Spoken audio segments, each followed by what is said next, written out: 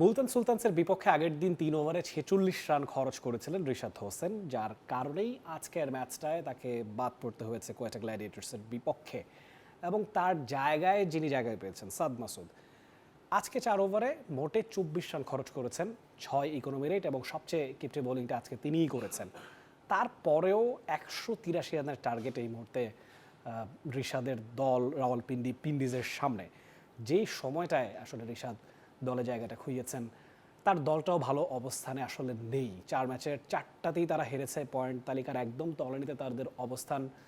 নতুন দল হিসেবে পিএসএলে তাদের আগমন হয়েছে, অনেকটা বিপিএলের মতোই সিমিলার প্রেক্ষাপট দেখতে পাচ্ছে। আমরা আগে বিপিএলে দেখেছি নোয়াখালী কিংবা ঢাকা ক্যাপিটালস, তারা যেমনটা খাবি খাচ্ছিল নতুন দল হিসেবে, পিএসএলেও একই রকম চিত্রপট। নতুন দুটো দলই পয়েন্ট তালিকার একদম তলানিতে, 4 ম্যাচের একটাতেও দুটো দলের কেউ জয় পায়নি। আজকে প্রথম জয়টার লক্ষ্যেই হয়তো বা ম্যাসিভ কিছু চেঞ্জেস রাওয়ালপিন্ডিজ এনেছে। 4টা পরিবর্তন ছিল রিশাদ সহ। এবং রিশাদ হোসেনের এবারে ওভারঅল পিএসএল জার্নিটা যদি আমরা এক নজরে একটু পর্যালোচনা করি, 4টা ম্যাচে মাত্র 2টো উইকেট রিশাদ পেয়েছেন, ইকোনমি রেট 11-এর উপরে এবং বোলিং অ্যাভারেজ 77.50। বলা যায় রিশাদের নামের সঙ্গে একেবারেই মানানসই নয়। যেই ছন্দে রিশাদ ছিলেন, বিগ ব্যাশে দুর্দান্ত বোলিং করেছিলেন, ন্যাশনাল টিমের জার্সি গায়ে একটা ভালো সময় তার কাটছিল, সেই জায়গায় খানিকটা আসলে ছন্দ পতন তার হয়েছে এবারের পিএসএলে এসে। এবং আমরা জানি পিএসএলের উইকেটগুলো যে খুব স্পিন ফ্রেন্ডলি সেটা নয়, লাহোর করাচির উইকেটে এবারের পিএসএল হচ্ছে, সেই জায়গায় পেসাররাই বেশিরভাগ সুবিধা পেয়ে থাকেন। ব্যাটিং হেভেন বলা যেতে পারে, টস জিতে অ্যাট এনি ডে যে কোনো দল বোলিংয়ের সিদ্ধান্তই নিতে চান এবং তার দলের বিপক্ষে যারাই খেলেছে প্রত্যেকেই বোলিংয়ের সিদ্ধান্ত নিয়েছে, চেইস করে জিতেছে উইকেটে। এবং যে কারণেই টস হেরে যাওয়া মানেই আসলে ম্যাচ হেরে যাওয়ার মতো একটা সিনারিও তৈরি হয়েছে। খুব কম ম্যাচেই আসলে রানের ব্যবধানে দলগুলো জয় পেয়েছে।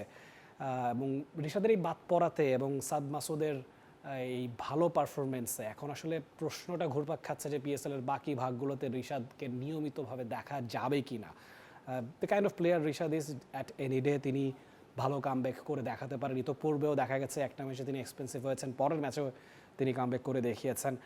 যদিও এবারের সিনারিওটা খানিকটা ভিন্ন, এর ঠিক আগের ম্যাচটাতেই কিন্তু 3 ওভারে তিনি 36 রান দিয়েছিলেন, তারপরে 3 ওভারে 46 রান দিলেন। ব্যাক টু ব্যাক দুটো ম্যাচে ওয়াজ কোয়ার এক্সপেন্সিভ। এবং প্রথম ম্যাচটাতে সবচেয়ে ইকোনমিক বোলিং তিনি করেছিলেন এবারের আসরের পিএসএলে যখন তিনি খেলতে গিয়েছিলেন। সম্ভবত 8.75 ইকোনমি রেটে তিনি প্রথম ম্যাচে বল করতে পেরেছিলেন।